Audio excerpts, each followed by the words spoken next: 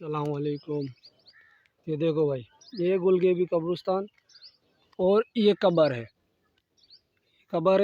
इधर के रिहायशियों ने ये जो पूरे इसको खोद खोद के खड्डा कर दिया है बुरी तरीके से।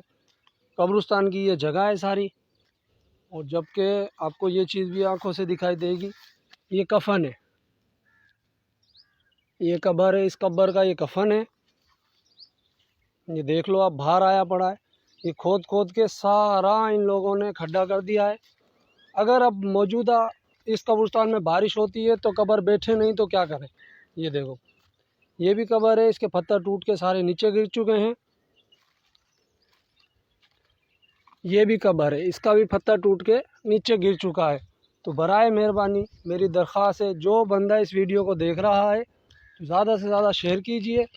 और इधर के जितने भी रिहायशियन के घरों में सबके एसी लगा हुआ है, लेकिन उसके बावजूद भी ये इधर से मिट्टी ले लेके जाके अपनी छतें लीप रहे हैं। बराए मेहरबानी जो भी इस बंदा इस वीडियो को देखे, ज़्यादा से ज़्यादा शेयर करे और इस बात पे जितना जल्दी हो सके एक्शन लिया जाए। बराए मेहरबानी।